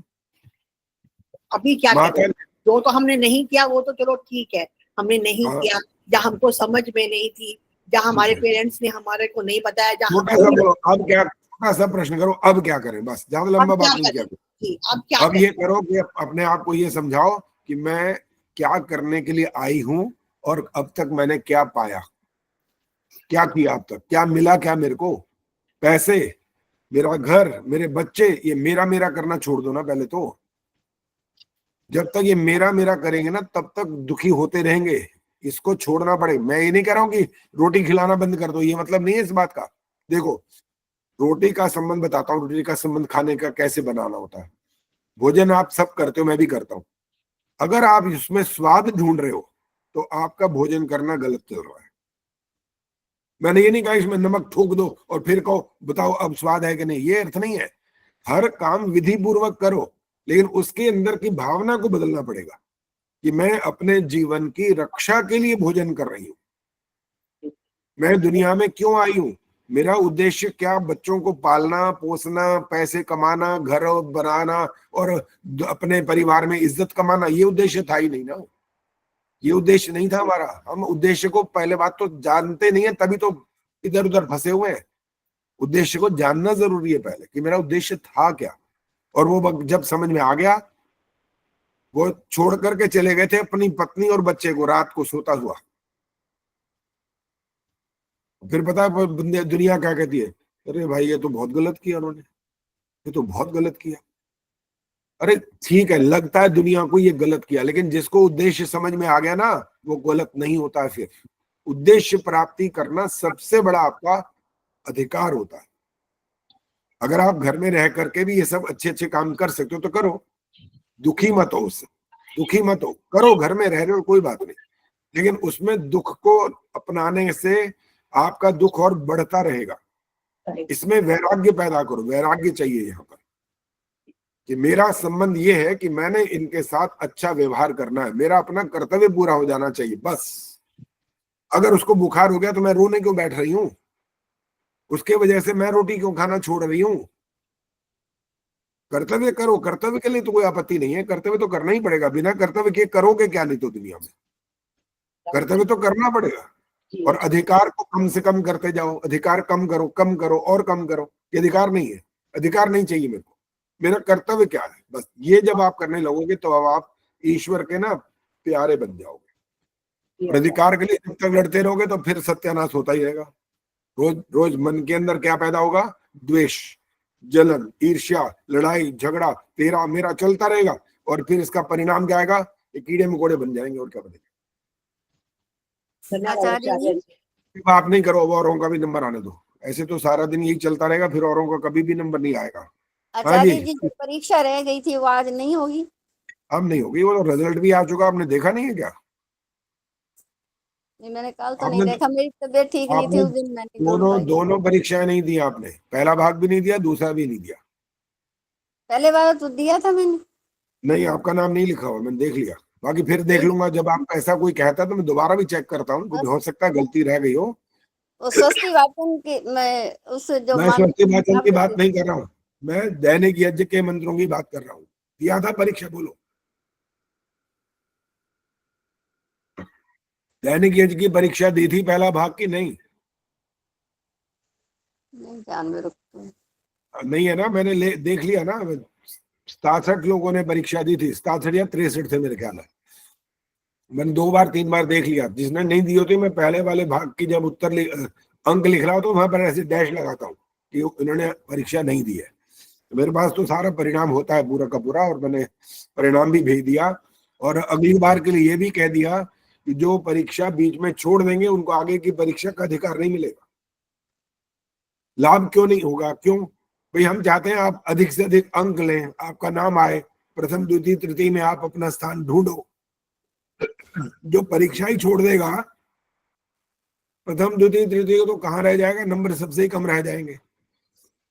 इसलिए जब उद्देश्य ये रखा हुआ है कि आपको अंक देने हैं, तो अंक देने का मतलब फिर आपका उत्साह कैसे बढ़ेगा? आप अंकों के लिए प्रयास भी तो उतना करोगे, तब तो अंक आएंगे, नहीं तो आएंगे कैसे? चलो जी, अगली बात कर रहे हैं। अब ये वाली बात यहाँ समाप्त कर रहे हैं। किसी ने इसमें से कुछ पूछना है तो हाथ खड़ा कर दो। आचार्य जी, मैं पहले सुदर्शन जी बोलो क्या? हाँ, मेरा ना या का उच्चारण आ लग जाता है, बाकी सब में ठीक है, तो कैसे बोलूं? जो जैसे रिकॉर्डिंग सुनते जाओ। सोमाया, मैं सोमाया बोलती हूँ, तो आ ये का बताओ, मैं आपके उच्चारण घर है। आके सिखाऊं? ठहरो, अब बस करो ना, ज्यादा मत बोला करो। मैं आपके घर आके सिखाऊं क्या? नहीं नहीं, मैं अभी उच्चारण पूछ रही हूँ आपसे भी, कैसे करूं? कौन सा उच्चारण बोलो? या का। या का मतलब? जैसे ये सोमाया स्वाहा। अच्छा, हाँ तो सोमाय बोल तो हाँ, दिया। सोमाय, सोमाया, ये नहीं बोलना, सोमाय। सोमाया ये। अभी भी और कम करो या की आवाज। सोमाय, य और या में सोमाया। अंतर होता है। अच्छा, बस यही है पूछना। चलो हो गया, ठीक है। और किसने पूछना था जी? बोलो। वंदना जी ने कोई बात करनी है तो जल्दी करो, फटाफट। मैं आशा बोल रही थी, आशा रानी। नमस्ते विजय जी। आचार्य जी। आचार्य जी, पहले वंदना जी, बादशाह जी आपसे बात करता हूँ, रुक जाओ। पहले वंदना बोलेंगी। नमस्ते आचार्य जी। हाँ नमस्ते जी, बोलो। तो गुरु पूर्णिमा के उपलक्ष्य में आपका जो हमें इतना अच्छा योगदान देते हैं, हमारा अंधकार दूर करें, उसके लिए आपको शत शत नमन है। और कल आचार्य जी मेरा जन्मदिन भी था, और मैंने जो है यज्ञ किया, सामूहिक यज्ञ किया, और अपने देह दान का संकल्प लिया कल ही। तो देह दान का जो संकल्प लिया, तो परिवार में भी और थोड़ा समाज में भी दूसरे लोग जो है चर्चा करने लगते हैं कि आपने इतना बड़ा संकल्प लिया है, तो उसमें कई बार जो है वो मुक्ति नहीं होती है, इस तरह से वहां पर किया जाए, तो क्या ये उचित है? या मैंने जो संकल्प लिया, तो उसमें परिवार की भूमिका तो निर्भर करती है, क्योंकि उनको बाकी प्रक्रियाएं करनी होती हैं। एक बताओ, दधीची ऋषि ने भी अपना सारा कुछ दे दिया था, तो उनका मुक्ति नहीं हुई थी, इसका मतलब? नहीं हुई थी आचार्य जी, मैंने उसी का और समाप्त लेके हो मन गए। में और धारण ज्यादा किया। लंबी बात नहीं करनी, नहीं लंबी बात नहीं करनी। आचार्य जी कौन से ऋषि? दधीची ऋषि, हाँ जी। और ये दधीची संस्थान से ही कल सब लोग आए थे, और आदरणीय हर्षवर्धन हर्ष मल्होत्रा जी की पत्नी भी आई थी, डॉक्टर मोगा जी, जो इस संस्थान से जुड़े हुए हैं, संपूर्ण टीम थी। और महिला सत्संग था, तो संपूर्ण समाज के सामने ही इस संकल्प को दोहराया और इसका निश्चय किया, जिससे औरों को भी इस तरह से प्रेरणा मिले। लेकिन कहीं ना कहीं जैसे होता है, सबके विचार होते हैं कि अभी इसे किसी ने किया था तो उसकी मुक्ति नहीं हुई, उसके घर में उनको घर बेच के अभी जाना पड़ा। रुक जाओ, अभी रुक जाओ, रुक जाओ। आपको उनको कैसे पता लगा मुक्ति नहीं हुई?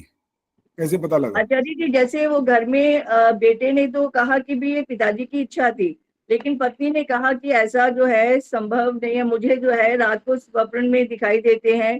तो इधर उधर उन्होंने अपना घर बेच दिया, उस कारण जो है अपना घर बेच के दूसरे घर में ही शिफ्ट किया। तो इस तरह का जो है वो डालते हैं मन में। तो देखो, क्या सुनो ये सुनो, उचित बस हो गया, है? ज्यादा नहीं बोलो।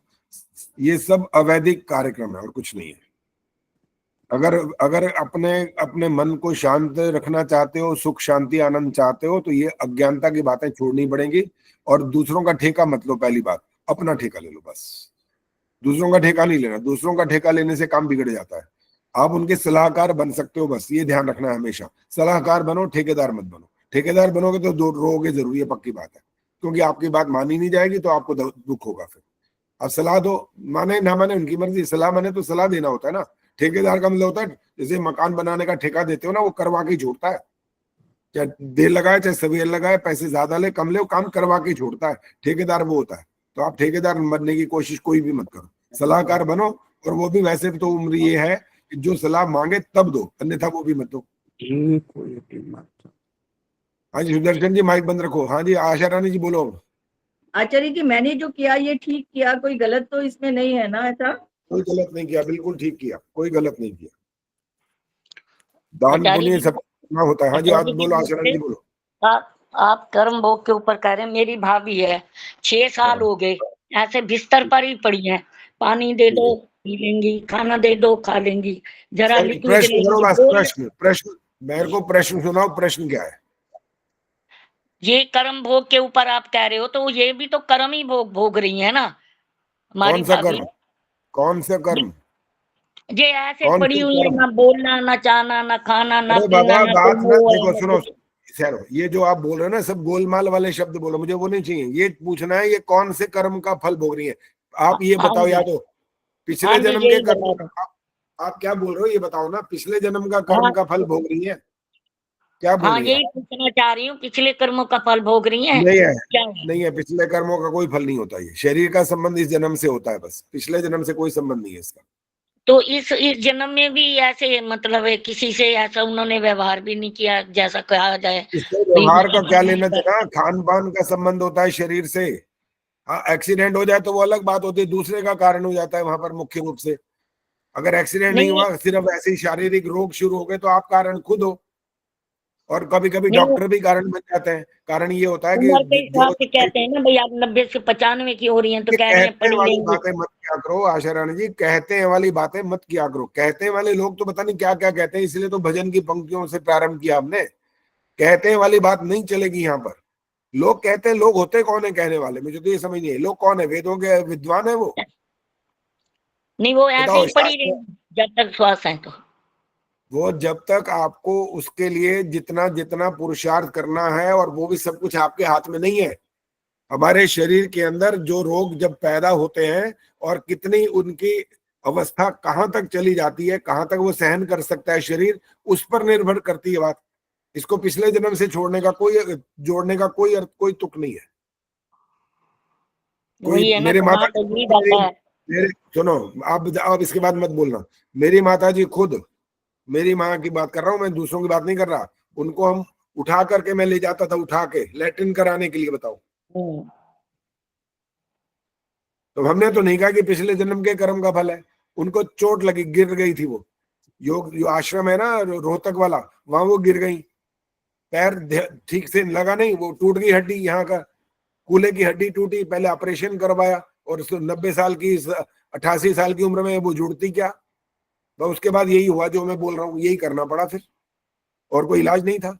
वहीं पर सारे काम लगभग होते थे, रोज वहीं खाना देना, वहीं पीना, वहीं सब कुछ करना, नहाना धोने के लिए फिर लेके जाते थे उठा करके। इसका पिछले जन्म से कोई संबंध नहीं है। तो किसी किसी को वो प्रत्यक्ष बात पता भी थे, तब भी वो छुपा लेते हैं। इतने साल हो गए वहां बिस्तर पर पड़ी है। अरे कारण तो ढूंढो ना, कारण कहाँ पर है? कारण ढूंढते नहीं और पिछला जन्म जोड़ देते हो। पिछले जन्म से इस बात का संबंध नहीं होता है। हमें सिर्फ ये लगता है कि इतने साल हो गए, इतने साल हो गए। हाँ, हमारे इतने पिताजी, सालों से पड़ी है बस। कोई बात नहीं, अब बोलो मत। हमारे पिताजी का भी ये हाल हुआ था, वो भी गिरे थे, उनका हाथ ऐसा हो गया, दायां हाथ, रोटी भी नहीं खा सकते थे इससे। लैट्रिन भी कई बार कपड़ों में निकलता था, मैं साफ करता था। मेरे भाई भी हैं, वो जो उनके घर में जब रहती थी, बारी बारी से सब साफ करते थे। हालत ऐसी हो जाती है। क्या हमारे पिताजी विद्वान नहीं थे क्या? स्वामी जीवनानंद सरस्वती उनका नाम था। हाँ जी, कितने मेरे पास पुस्तक भी है उनकी।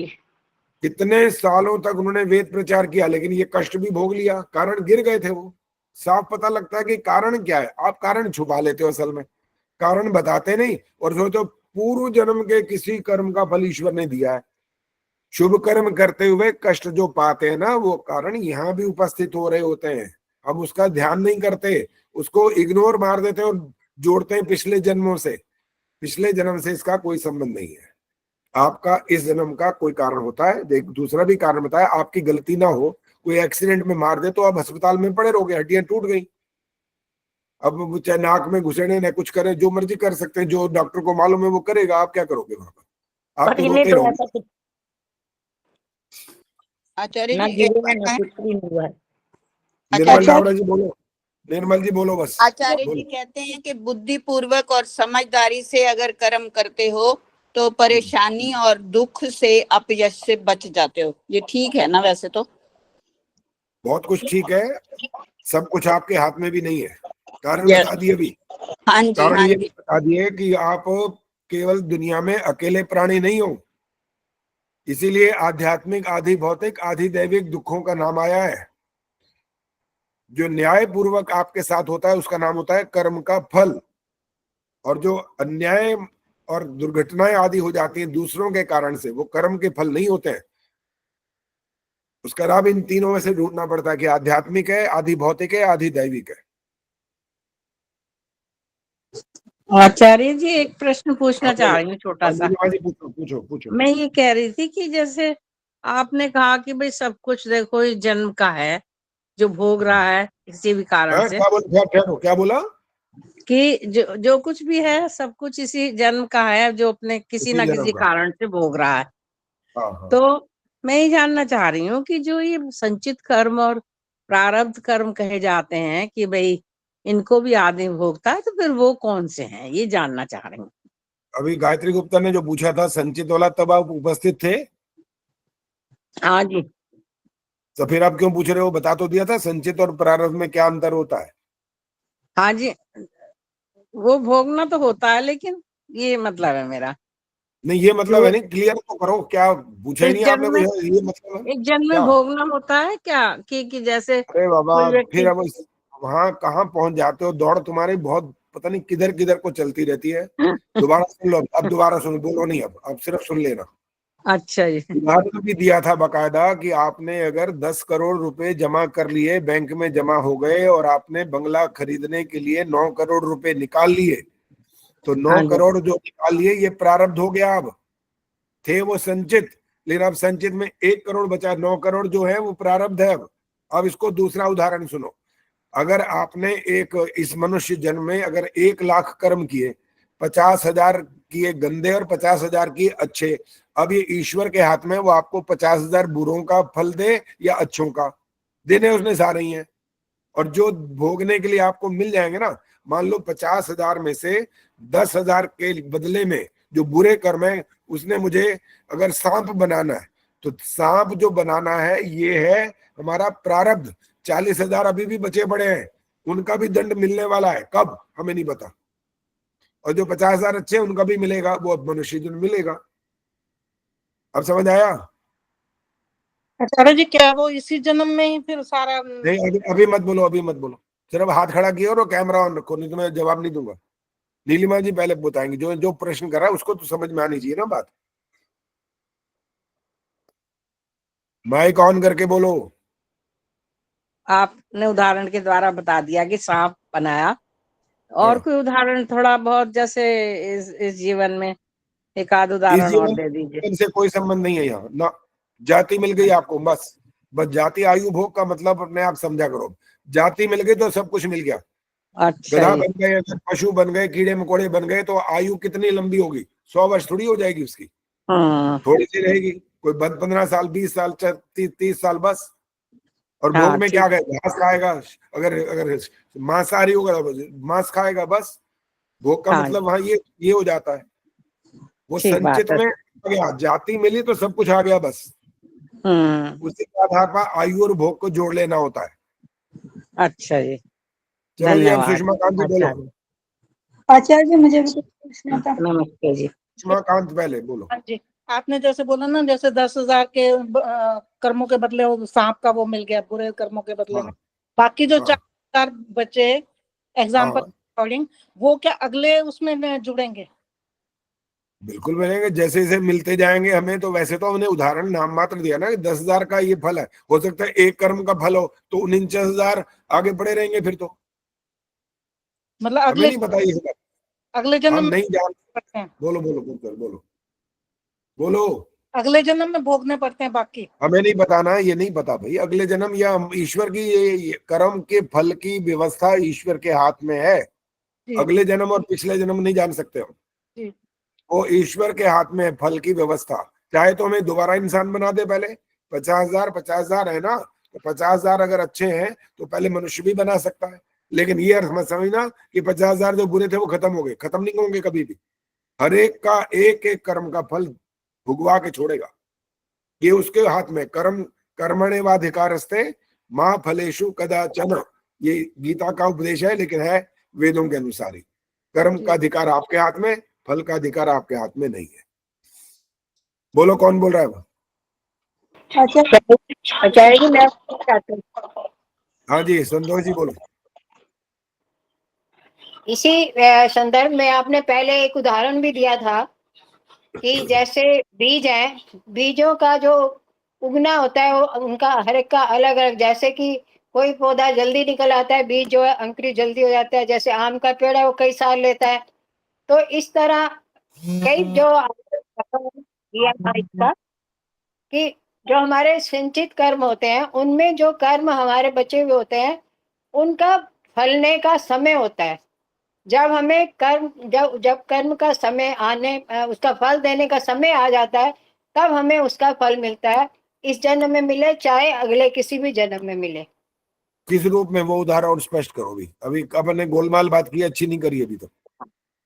आप फिर उस बात पर आ गए कि संचित में से जब आप इंसान मान लो बन गए, अब संचित वाले में से आपको इस समय कोई बड़ा भारी सुख मिल गया, तो आप ये कहना चाह रहे हो कि वो ईश्वर ने तुम्हारे पिछले जन्म के कर्म का फल दे दिया।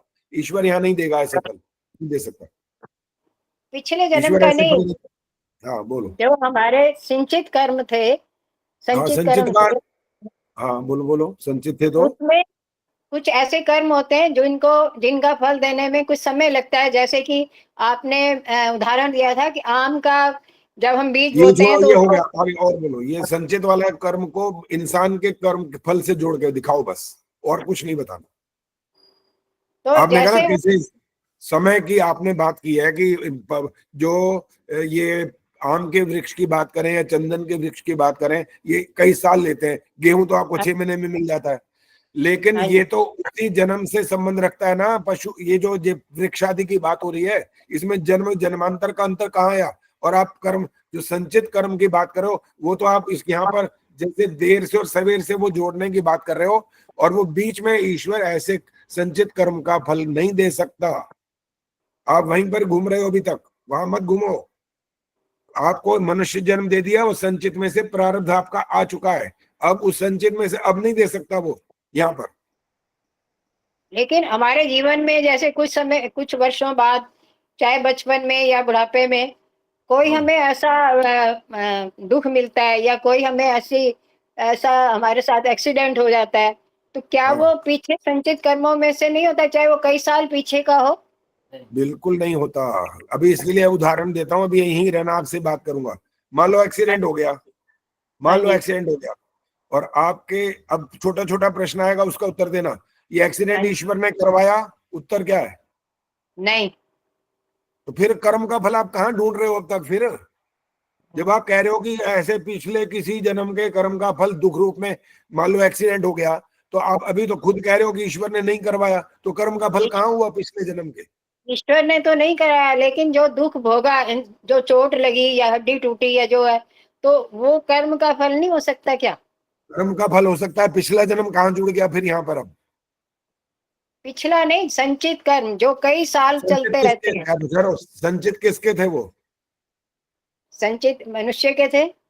उसी मनुष्य के थे जिसका एक्सीडेंट हुआ। हाँ जी। ठीक है, उस संचित में से जब अगर आपको कर्म का फल यहाँ पर आप मान रहे हो, तो जिसने एक्सीडेंट किया वो आपको जानता है पिछले जन्म में? नहीं, हमें नहीं जानता, पता ही नहीं वो कौन से जन्म में था, हम कहाँ थे। तो फिर कर्म का फल कहाँ से आ गया जब जानता ही नहीं कोई? मैंने अभी बोला था, कर्म का फल का मतलब होता है न्याय पूर्वक, और न्याय पूर्वक का मतलब होता है पिछला जन्म और ये जन्म दोनों एक दूसरे को जानते हो। जब बच्चा पेपर देता है, सुनो, जब बच्चा पेपर देता है तो उसकी मैडम उसको अंक देती है कि नहीं? ये पिछले जन्म के अंक थोड़ी मिलते हैं उसको। यहाँ पेपर दे रहा है, अंक मिल रहे हैं, सामने स्पष्ट है। ये तो यहाँ दुख है या सुख है, सामने जो बहुत बात हो रही है। यहाँ पर पिछला जन्म कहाँ से आ गया? संचित का अर्थ केवल ये मान लो कि वो बैंक में पड़े हुए हैं, और जो उसमें से निकालिए वो आपको प्रारब्ध, प्रारब्ध में मतलब जन्म, कौन सा, चाहे पशु या इंसान, कुछ भी, बीच में कुछ संचित में से मिलने वाला नहीं है, ध्यान रखिए। क्योंकि जैसे ही बोलोगे कि ये मेरे संचित कर्म का फल ईश्वर ने दिया, तो एक व्यक्ति बीच में जरूर जुड़ेगा, और जो व्यक्ति जुड़ेगा, सुख वाली बात हुई तो ईश्वर उसको फल नहीं दे सकता, क्योंकि आपके कर्म का फल देना था, उसको भी देगा और आपको भी देगा। ये कैसे होगा फिर? और बुरा हो गया तो उसको दंड नहीं दे सकता फिर, क्योंकि आपके कर्म का फल दे रहा है वो। इसलिए संचित को केवल ये मान लो कि जब आपको जन्म मिल गया, ये से प्रारब्ध हो गया, बस बाकी पड़ा हुआ है, वो मिलेगा नहीं। अब मिलेगा कब? जब ये जन्म समाप्त हो जाएगा, फिर मिलेगा। हाँ जी, और बोलो। हाँ जी आचार्य बोलो। जी नमस्ते आचार्य जी। ये जो हाँ है, जो भी जीवन में दुख आते हैं, जैसे अचानक प्रारब्ध हो या संचित हो, तो उसको योग दर्शन में तप के द्वारा हम, जैसे घर में भी कोई दूर कर सकते हैं, उसको समान समझो, सुख दुख। अब ईश्वर या अपने गलतियों से हुआ तो उसको ये तप के द्वारा दूर हो सकता है कहीं? तप के द्वारा नहीं, बुद्धिमानी के द्वारा भी दूर हो सकता है। जैसे तप स्वामी तो बहुत बड़ी विवेकानंद जी ऊंची। ने बताया, योग दर्शन पढ़ाया, तो उसने बताया तप के द्वारा आप सहन कर सकते हैं। सुनो ना, अब मेरे को मत समझाओ, बल्कि सीखो। तप तो मैंने कहा बहुत बड़ी चीज है, बुद्धिमानी के द्वारा भी आप दूर कर सकते हो। अब उदाहरण सुन लो, आप भोजन पका रहे हो और इधर से बेल बज गई और आपने रोटी डालनी थी तवे पे, देखा उधर और डाल दी रोटी, तो आपका हाथ भी तवे को छू गया। ये बुद्धिमानी नहीं करी, इसलिए दुख आया है। इसमें तप शब्द कुछ नहीं जुड़ा अभी, तो केवल बुद्धिमानी चाहिए पहले। तो इससे बचा जा सकता था।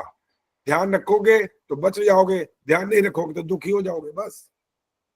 योग दर्शन में तो इतनी लंबी, इतनी गहरी बातें कही हैं, हम कहाँ पहुंच जाते हो। पहले तो साधारण जीवन की बातें ही समझ जाओ पहले तो। अभी स्वामी जी ने लेटेस्ट पढ़ाया था, इसलिए वो बातें दिमाग में आ गई। हाँ ठीक है, ठीक है। चलो जी, और क्या पूछना है? कितने 2-3 मिनट है बस। आचार्य जी एक पूछूं मैं? हाँ पूछो। जैसे आपने बताया 50-50% कर्म का, तो यदि हमारा 60-40 या 70-30 होता है, तो उसमें भी यही नियम लागू रहेगा? नहीं, दोबारा बोलो, आराम से दोबारा बोलो। हमारा जैसे अब इस जन्म में हम 70% हमारे कर्म अच्छे हो जाते हैं, 30% हमारे खराब होते हैं, तो फिर उस पे कैसे हमारा जन्म किस प्रकार से होगा?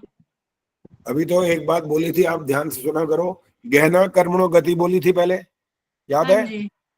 गहना कर्मणो गति का मतलब होता है आपके कर्म की गति को आप नहीं जान सकते, अर्थात फल की बात को। कर्मणो गति का मतलब होता है फल तक पहुंच जाना। आप फल के बारे में नहीं जान सकते, पहली बात। और ईश्वर ने कर्मों का फल देना है, क्योंकि अब सब संचित हो गए ना। आप 70% अच्छे कह रहे हो, 30% बुरे कह रहे हो, ये संचित हो रहे हैं ना सब। ये जब संचित हो गए तो अब ईश्वर के हाथ में है कि वो आपको कहां पर पहले भेजे, बुरे कर्मों का फल दे या अच्छे कर्मों का फल दे। ये ईश्वर के हाथ में, आपके हाथ में नहीं है। विनय प्रभा जी बोलो जल्दी। आचार्य जी, बस ये थी, आपने जैसे कोई बहुत घनघोर कष्ट आया और हम ये जान रहे हैं कि स्वास्थ्य का ध्यान नहीं रखा, इसीलिए आया है, हमारी गलती थी ये, तो लेकिन जो उसका दंड मिला, जो कष्ट हुआ, वो ईश्वर की न्याय व्यवस्था से वो तो ईश्वर की न्याय व्यवस्था में मानेंगे ना कि वो इसलिए हुआ। उदाहरण दो, कैसे? कोई जैसे उदाहरण दो, ऐसे नहीं। उदाहरण जैसे कोई बड़ी बीमारी हो गई, कैंसर हो गया सपोज, तो हमने अपने स्वास्थ्य का ध्यान नहीं रखा, आहार का ध्यान नहीं रखा, किसी भी कारण से वो हुआ, तो लेकिन वो जो हुआ हमें, वो अपनी लापरवाही से हुआ, लेकिन वो ईश्वर की न्याय व्यवस्था थी क्या दंड देना? अभी इधर ईश्वर की न्याय व्यवस्था में दंड भी बोल रहे हो। चलो, वैसे तो आप कोई बहुत गलत इधर उधर नहीं बात कर रहे, नियम की बात कर रहे हो। जिसने नियम पालन नहीं किया उसको दंड मिल गया, ये कहना चाहते हो तो ठीक है। हाँ जी, हाँ जी, हाँ जी। दंड तो मिलेगा। दंड की व्यवस्था का अर्थ, जैसे किसी मनुष्य ने, दूसरे ने आपको कुछ कह दिया ना, कर दिया, वो ईश्वर व्यवस्था नहीं आएगा। अच्छा, यही फर्क है, बस यही अंतर है। आपके अपने शरीर से संबंध है ना, तो आपने ध्यान नहीं रखा खान पान का, तो आपको दंड का मतलब था एक नियम का उल्लंघन करना। ओके। उन नियम का उल्लंघन किया तो दंड तो मिल गया। आप इसको प्रकृति वाला बोलो, ईश्वर आप वाला बोलो, तो भी कोई आपत्ति नहीं है। लेकिन किसी दूसरे का जब संबंध जोड़ दोगे तब नहीं हो पाएगा, तब गलत हो जाएगा। ठीक है। आपके शरीर के साथ आप कह सकते हो, ये आध्यात्मिक तो कहना ही पड़ेगा, और कोई मुख्य कारण नहीं है। चलो जी, बस और समय नहीं है, अब समाप्त। अब आगे जो परीक्षा होने वाली है, एक आपके पास कितने दिन है? बुधवार को होगा ना, तो बुधवार की परीक्षा के लिए मैं अभी बताऊंगा कि क्या होना है। आज थोड़ी देर में लिख करके भेज दूंगा।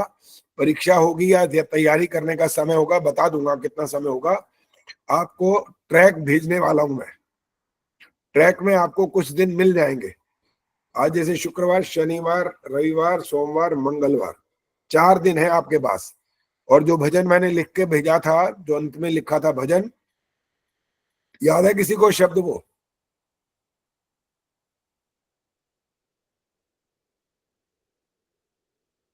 किसी को याद है?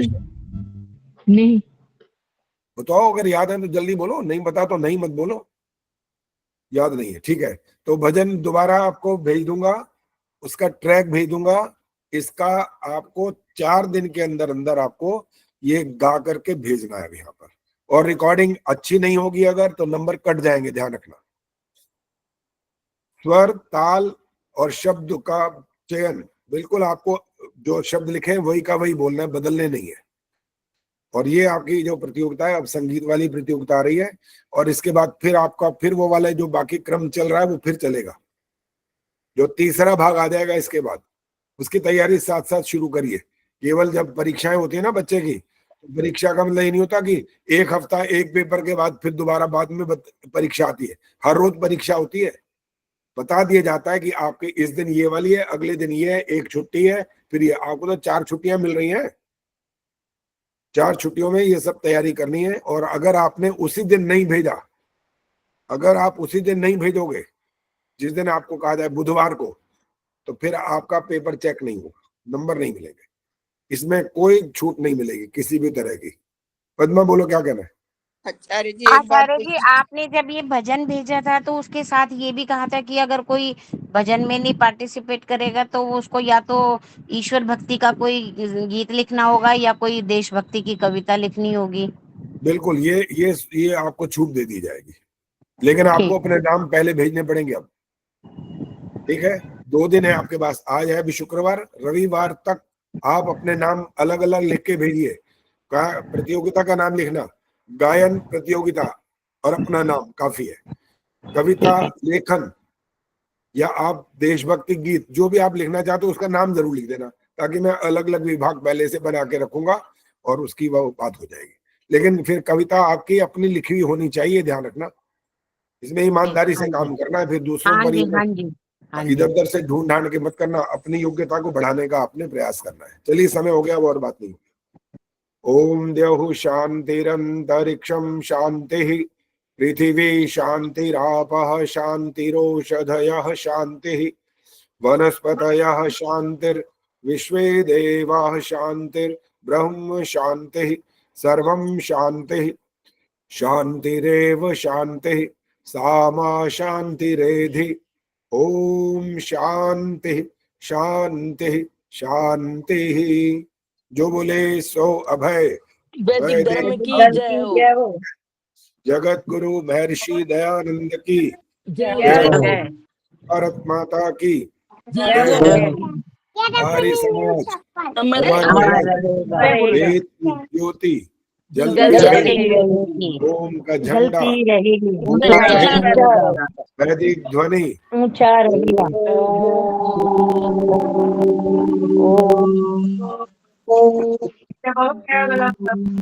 वैदिक अभिवादन।